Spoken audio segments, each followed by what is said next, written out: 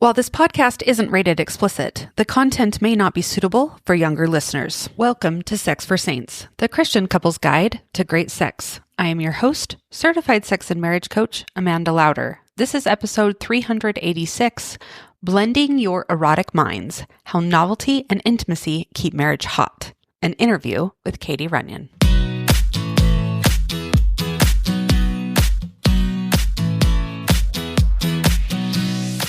Welcome to Sex for Saints, a podcast for Christian couples. My goal with this podcast is to help enlighten, educate, and inspire you to understand yourself, your spouse, and your sexuality better. I talk about sex in a way you probably haven't heard before. I'm bold, I'm direct, but I keep everything in line with my strong Christian values. Are you ready? Let's go.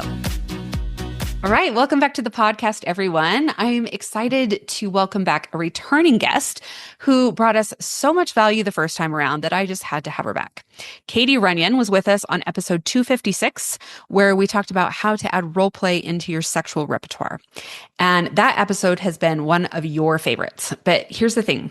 I didn't want to just rehash what we talked about last time. Today, we're going to go deeper into how novelty and playfulness, when combined with deep emotional intimacy, can absolutely transform your marriage.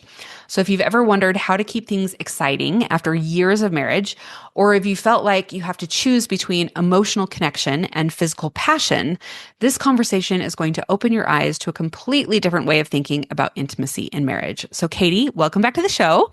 And for those of you who might not have heard episode 256, can you tell us a little bit about yourself and how you and your husband, John, came to start Faithful Fling? Yes, my name is Katie, and we are creators of Faithful Fling. I am happily married for over 25 years to my husband, John. We have 3 kiddos and a bonus boy as well. He's amazing. And also a grandbaby. So that's super fun. I love to find new donut shops around the area that I live in, Kansas City. That's and awesome. then, yeah, it's kind of, and then to try to combat that, I play pickleball like 3 or 4 times a week. You would think I would get better, but I just like to do the same mistakes over and over.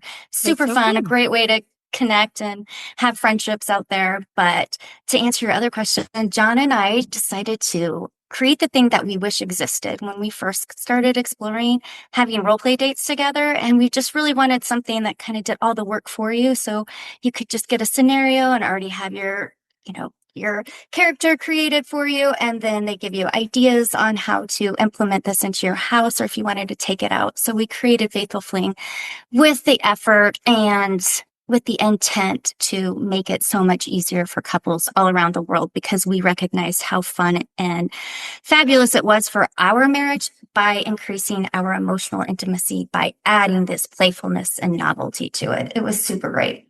That's awesome. So I know when we talked last time, Faithful Fling was fairly new, which, you've developed new flings since then that have been so amazing.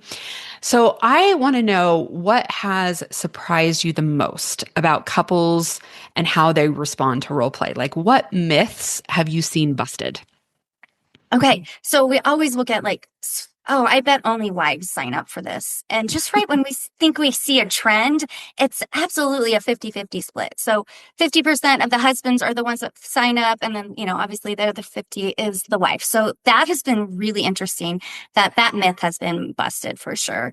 And then we're recognizing that playfulness is on the rise. Couples are out there and they're trying to find unique, creative ways to be playful together. Because let's face it, a lot of times as you get adult, everything is so serious. And who better to be playful with than your spouse inside the bedroom? Great time. And then the other thing that we that's been busted is people will be like, oh, they've only been married a couple of years. They do not need this. They don't need to have a role play date. And that's also something that we've recognized. Like, we have couples from just being, newlyweds all the way up to 35 years of being married, and nobody needs it, Amanda. It's not like a need. This is just like a great tool to implement to have a different date night. Again, different doesn't mean better or worse. It's just a great way to break free from monotonous date night routines while we're keeping monogamy super hot. I love that. Okay, so maybe you better walk through what one of these role play dates are and what you do and provide. Okay, so we're a little bit different than just looking up a role play date that you could find online. Just maybe like a naughty nurse or a French maid or something, one of those like cliche ones, which they're cliche for a reason because they're Yeah. pretty fun. Yeah. But one of the things that sets us apart from that is that we create these scenarios. We call them flings. So you'll hear Amanda and I say that back and forth. A fling is just a role play date. And we write it a little bit and it sounds like a story at first. So you can kind of see how this might be able to go. And we give you character ideas and costume outfit ideas and links, dialogue suggestions. We offer ideas on how to take this fling out on the town or keep it at home. We give you tons of tips and tricks on how to get into character. But the biggest difference is that you and your spouse are going to share one membership, but you have different usernames and passwords. And this is going to help you keep your roleplay description to yourself and your spouses. They only get to see theirs. And this helps you in two different ways. It allows you to adapt anything to your comfort level, as well as implement these fun, sexy elements of surprise that you're going to find are really unique and creative with Faithful Fling. I love that. So you're not going to know exactly what's going to happen. We, in fact, have an entire section on it, and it says like exactly what your spouse knows about your roles, and then an entire section that says surprises that you can implement. Because let's face it, if we let you see everything, then you're going to have these like expectations. And if you choose not to do something or say something, it might cause this like feeling of letdown. And that's the last thing we want to do for a role play day, right? We're trying to elicit first date butterflies and add some connection and, a great time. So that's the whole point. And those sexy surprises are really, really fun. And it helps you also break free from maybe the dynamic of your relationship is the husband is always the pursuer. I'm just using a general one. Absolutely. But having a role play date and the wife, she's going to be the pursuer and she's going to seduce her husband. That like kind of flipping the script on that can be really, really fun for those types of dynamics. That is so fun. So Katie and I were at a business mastermind together a couple of months ago, where she was describing what she does. And she took us through the first fling that everybody gets for free, right? Yes, it's called the test drive. The test drive, yes, which I love. And so she walked us through like what that looks like from the husband's view, from the wife's view. It was so much fun. Like I walked away going, I wonder if I could actually get my husband to do this, who has not been let's say ready or wanting to do role play. So I think they look so fun. And you have so many different flings now that I just think, oh my gosh, there's so much to choose from. It would be so fun.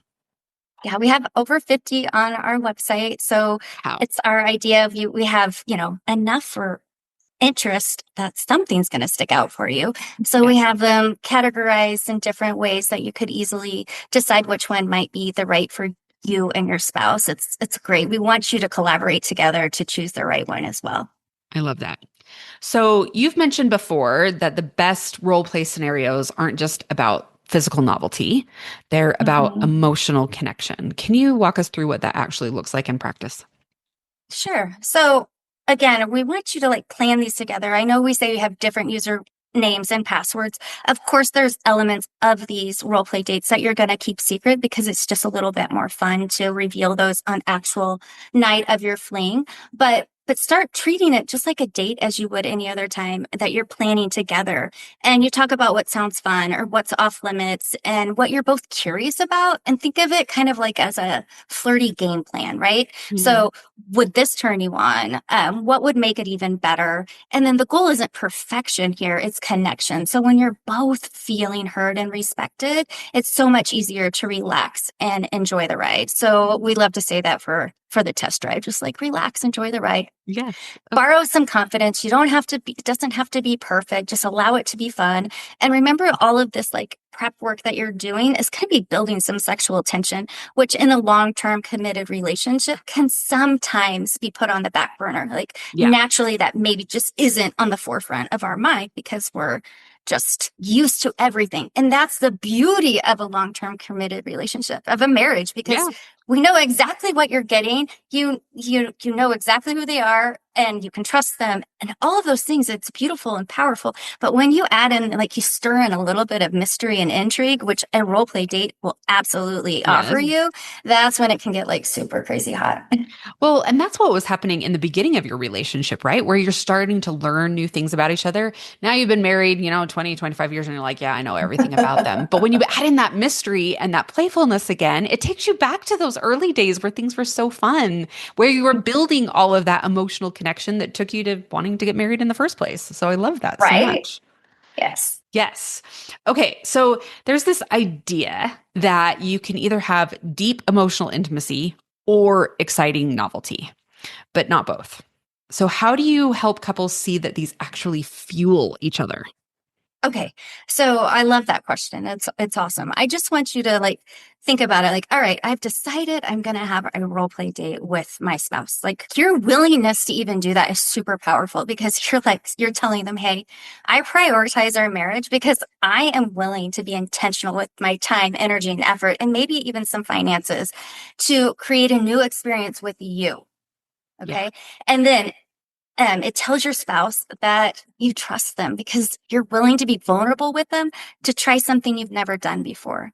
Like, and Mm, then that builds greater emotional intimacy, like trust and friendship and communication and connection. And then you throw in those elements like we've talked about, which is playfulness and novelty and fantasy. And that's when it really stays hot. So just even your willingness to do this. So saying yes to this role play date also invites you to tap into your erotic mind. And that's that place deep inside of us where creativity, desire, and curiosity lies. It's that place where we yeah. can get excited about an upcoming sexual engagement. And it's just really, really fun to be able to tap into that. But here's the difference, Amanda. You tap into that with yourself. You do this for you. And then you're inviting your spouse to tap into their erotic mind. And then you blend them together and you can come up with some like powerful, crazy, fun, super connecting scenarios and stories and have a really great time together. And that is our hope and desire for our subscribers all around the world, is just to have a different way to build some connection and a really great time doing it. Oh, you talked about blending those erotic minds, and that is something I want to talk to you about in a minute. Yes. But first, I want to talk to you about what happens when couples don't have that foundational, like, emotional intimacy and they try to add in novelty. What goes wrong? Okay, a lot can go wrong. That's a lot can go wrong, and it doesn't also have to go wrong. My first experience with a role play date with my husband is we were definitely just in a roommate syndrome for sure. I gave him my leftovers and I got his leftovers as well. And I decided just to be kind of fun and flirty one night and go ahead off of a silly comment he made and create like I dressed up in this cute little costume and I really was vulnerable and put myself out there. Yeah. And it was crazy connecting. And that's what was the catalyst for us to want to look at each other like the same way, like, hey, I remember you. Mhm. I married you. Like, let's get back to that place again. So we were being more intentional with our time, energy, and effort. But if you don't have that emotional intimacy and you're trying to add it in, like, I think our case may have just been we were lucky, but it's really hard to be vulnerable. And you might feel a little bit like vulnerable can make you feel contempt sometimes and like resentment, like, why am I even Yeah. doing this? He or she just maybe wants something from me. But if you have that security and safety behind these higher levels of emotional intimacy, I think it's going to be a lot better. I always suggest working on the emotional intimacy first before we're talking about fantasy and novelty and things like that. Yeah, I totally agree with that. I was in a Facebook group a couple weeks ago and I read a post. This guy was posting anonymously saying like how much he needs novelty Mm. in his relationship. Like, this is what I need in order to be happy in my relationship.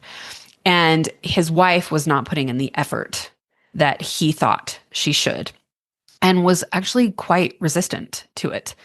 And like, he was, every time someone would say like, well, you need to build that emotional foundation, that emotional intimacy first, not just say like, you need to keep things like new and exciting for me in order for me to be happy. And he just kept pushing back on everything. Well, I meet her needs in every other way. She should meet mine. And he wanted no recognition of the emotional intimacy that needed to be felt to be built first before we built that novelty and fun and playfulness in the relationship. So I totally see how when you don't have that safety and security, it Yeah. can really cause such huge problems in the relationship, and neither one's going to be getting what they want. No, not at all. Because she's probably not feeling super safe. Like, whatever I do isn't quite Enough. whatever is Yeah. inside your head. It's not enough. It's never Yeah. going to be enough. And then, like, when you feel that way, your desire to try to fulfill anything is gone. Like, why even put in the effort? It's never going to be enough, right? Like, Yes. so it's a vicious circle and a cycle. But never, I don't really think you're ever going to regret putting in intentional effort to create higher emotional intimacy with your spouse. And I all of agree. those things are just going to, I mean, you're going to get along so much better. Your sex life is going to be so much more connecting. And that's what everybody is after. It's just this connection and building something new within yourselves. Even if you've been married 20 years, if you've had problems before, just like continuing to develop that is going just to be very important in your longevity of your happiness in your marriage for sure. Are you or someone you love about to take the leap into marriage? My Engaged Couples course is designed to help couples prepare for sexual intimacy, creating a strong foundation for a fulfilling and connected relationship. This course is the perfect gift for young adults in your life who are getting married, helping them approach this important aspect of their relationship with confidence, understanding, and love. Give the gift of a healthy, intimate connection and find out more on my website. So you talked about how you and your husband were kind of in that roommate situation, right? Yep. So for couples who've been married, 15, 20 plus years, how do you help them rediscover that sense of getting to know each other that creates the novelty, but also the deeper intimacy? So playfulness introduces curiosity, creativity, and freedom, and it takes you out of your daily roles. So maybe you're always in mom mode or boss mode or whatever else you're doing. And this is going to just help you put that aside for a little bit, reconnect with your spouse in this way that maybe you haven't for a while, and just recognizing the power that can come from being playful with each other. Because again, playfulness as adults, it kind of evaporates as you get older, right? Yeah. And why not want to increase that with your spouse, whether you've been married for 2 months or, like you mentioned, 15 to 20 years? Because when we were in this roommate syndrome, for sure, it was even hard to look at him like we could have fun together again, right? Like, Yeah. I know that sounds, I mean, and we are fabulous now, but it Yeah. wasn't really great. I mean, I'm being very, very honest here. It wasn't. And then I I recognize that it wasn't that one role play date that changed everything for us, but it is a memory for us that we Yeah. looked at each other like, wow, you can still surprise me. And and then it just made us think of each other more often. And it was fabulous. I'm super grateful for a silly comment that was made and me not getting angry about it. And I got curious instead. And Yes. then we were able to move forward Yeah. and build something. And who would have thought that silly comment would have created an entire website where we help thousands of couples all around the world have a really great date night occasionally, once a month, once a Yeah. quarter, 2 times a year, whatever it looks like. That's awesome. Don't you think that like you get into that roommate syndrome because you think you know everything about your spouse? Like we've been married for 20 plus years. I know everything there is to know about them. But I love what you said, how when you introduce this role play, you're maybe like bringing out things that you don't actually know about your spouse. Yes. So one of our taglines is like, "Who will you be tonight?" Like, kind of like, who's going to be your new role? And Yes. and John, my husband, is always like, that's exciting for me, but I'm always like, "Who are you going to be tonight? Like, what is Yeah. some new fun thing I'm going to learn about you tonight?" So I do. I think that it really provides an atmosphere to learn more about yourself as well as your spouse. Yeah, I love that. I think a lot of people think that role play is about pretending to be someone else entirely. Yeah. But you teach something different. So can you explain how the best scenarios actually help couples explore that hidden part of themselves? We kind of just touched on it, but I We would love to did, talk yeah. about that a little bit more. So I think we're talking about our erotic minds, right? Where we're just Yeah. kind of like that place where, and if you think to yourself, like, I do not have an erotic mind, I do not have any fantasies. Hey, I totally get that for you. But maybe think of it more as like, what turns me on? What am I curious about? What is something that I would be entertained to even, think about having this type of scenario with? But this place deep inside of us, which we all have, and it's really hard to tap into if you, I know Amanda does a ton of work on this. So listening to her should be helping you feel free to tap into this erotic mind. And again, it's that place deep inside of us where Yeah. creativity, desire, and curiosity lay. But what would be a suggestion that you would, besides asking those few questions, what would you ask some of your listeners and how they might want to do that as well?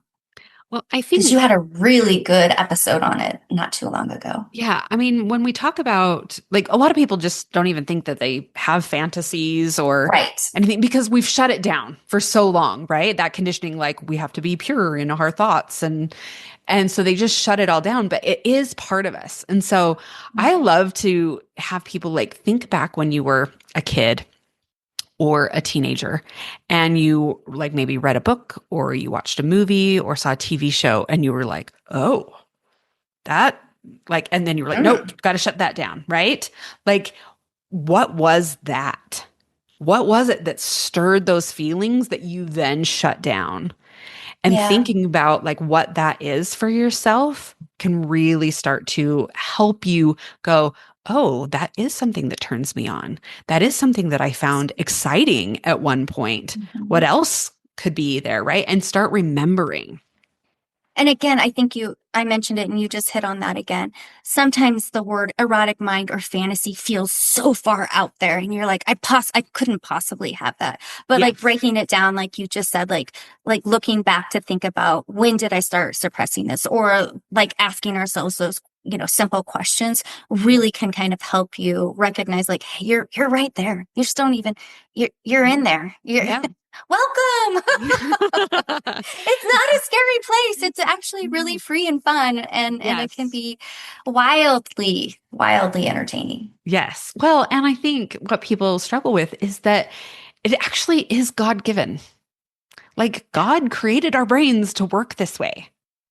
Like we need to be thinking about these things in order to get turned on.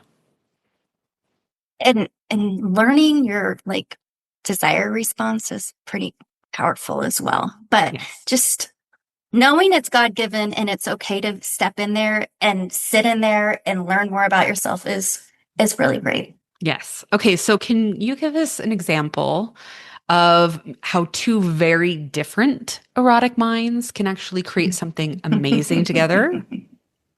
Okay. So I know we talked about it a little bit earlier, but like, so think about, let's go with one scenario. I'm just gonna use me and my husband, and I have this grand idea. I'm like, hey, I really want to go to a hotel lounge, and I want to go in by myself, and I want to sit down and have a sparkling cider, and I want you to come in like 10 minutes later, and hit on me because you just saw me, and it made me feel super attractive, and he might be like, I love that idea. I don't want to go to a hotel. I want to do this, but I can't do this outside. That's one step too much for me. So then Mhm. you're collaborating together of what this could look like. You're like, okay, I still want to feel that way. What happens if I kind of turned our bedroom into like maybe look like a lounge setting? Like I put a chair in there from the living room. I removed all the picture frames and I'm creating a scene to help it feel a little bit Mm. different. And I'm stepping into a different character. And your spot. And my husband's like, yeah, I could totally do that. Right. Yeah. Totally. On the flip side, Katie, I think it would be so hot if you went to a hotel lounge and you only had a trench coat on and nothing else. And I would be like, oh, thanks for sharing that. Absolutely not going to happen. Right. Like I'm just Yeah. saying. And then I would say, I will go to a hotel lounge, but I'm going to have something on underneath there that you've never seen before. So Yeah. it's kind of this still this like sexy element, like what is she wearing? But we're coming together with some of our boundaries and we're collaborating I together to love that. see what that could look like. Because it's totally and absolutely normal and common for one spouse to be more excited and more playful than the other. Absolutely normal. I know that Yeah. sometimes maybe you've even mentioned that Yeah. before, but the power is just giving it a try anyways, if you can both get there. Yeah. If you both can get there, great. And if you can't, that's okay too. You can explore it in different ways too. Yeah. Have you seen that episode of Modern Family Oh, yes, I with have. Phil and Claire, and she has the trench coat on and it gets caught in the escalator? That's exactly. I would figured there would be so many people that have seen that. Yes. Exactly. I can't even remember what their like alter ego different No, names that I they can't had for remember. each other. But Well, it and then was they so run into funny. her dad and stepmom. Oh, and like the trench coat's coming on. Oh, it's so funny. If And you she have looks not at seen her. that, then go, you can YouTube it and just like the Claire and Phil Modern Family trench coat, and you will find it and you will laugh so hard. The best part was at the end when like the stepmom like winks at her, was like, I've been here before. Like you're like, oh, see, everybody's doing it. So great. It's so, so great. Okay, so walk us through the process that how you take two individuals and help them co-create something that turns them both on, because there's some really intricate details that you've put in. I mean, you talked a little bit about how they have their own usernames and passwords Yes. and they can customize things, but like one of the things that you shared that I loved is that you can even change the names, I do. We do have that. So, which is so so important. the name is crazy powerful, Amanda. Yeah. You're exactly right. So we recognize that. And then when you're looking at your role play scenario, you're like, hey, this name is maybe my husband's ex, and I do not want that. So you can just hop in there, change your name. A lot of people will just put their own names in it. We do this a lot. So we also tell you in your role play description, like who's making the first initial contact so that Mm, the planning is pretty seamless. We give you templates on that from either text invitation or email. We'll make that really well. But another way to make you a little bit more comfortable is the like not knowing, and then you can adapt, like not knowing your spouse's role.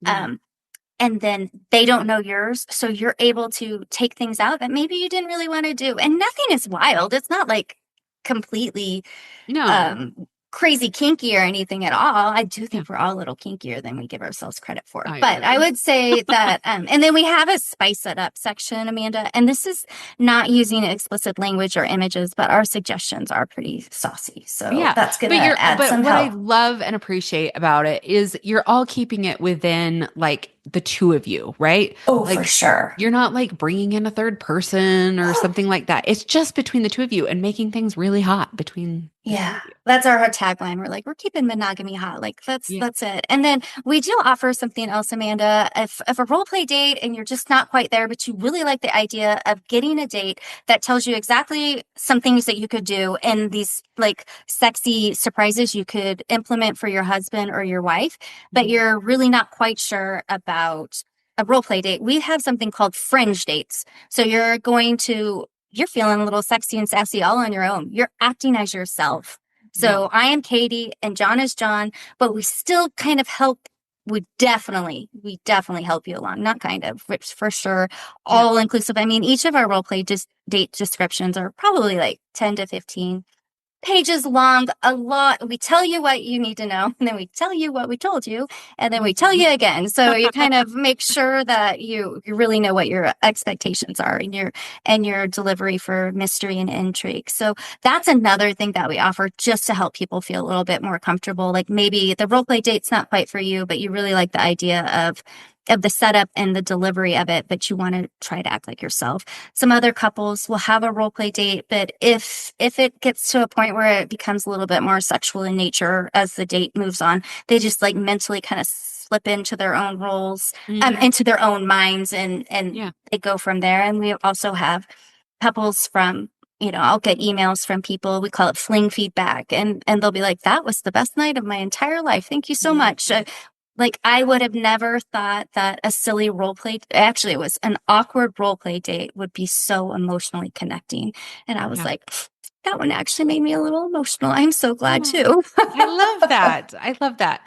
So I think that's a really great way as we wrap up. What is the most transformative thing you have seen happen when couples really embrace this approach to their intimate life together?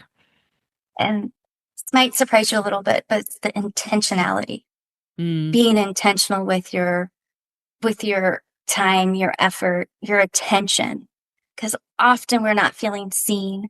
But if someone's willing to put in extra effort to create something together, that intention can feel really, really healing in a relationship where maybe you're not feeling seen. And that's been really, really awesome. Oh, I love that so much.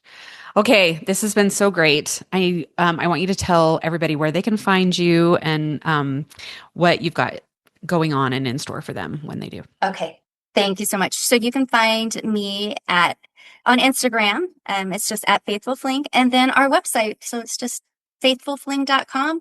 Our first role play is free. It's called the test drive. I cannot wait for you guys to try it out and just, send me a little fling feedback. Let me know what you think. Well, and you've got some different subscription plans too, right? Absolutely. So you can we offer one, you can just purchase one, or we do it like fling tokens. So you can decide how many you think you might want in a year. They never expire. You'll always have your flings, even after maybe you've canceled, they're still available to you. It's a really great way. But I would say the most common one is 6 flings per year. So, doing one every other month, Yeah, that's for sure. totally doable, right? Totally doable. Yeah. And again, it's just that intention.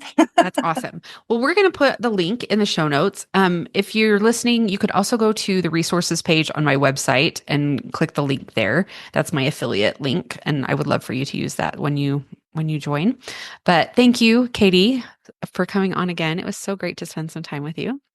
Thank you, Amanda. It's always a great time. All right, everyone. Thanks so much for joining me today for this interview with Katie Runyon and Faithful Fling. I hope you will take her up on the test drive and have a great week. We'll see you next time. Remember, love is a journey, not a destination. Stay committed, stay passionate, and stay connected. Bye-bye.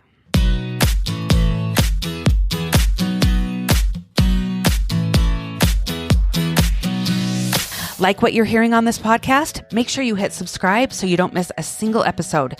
Don't forget to leave me a review and share it with your friends.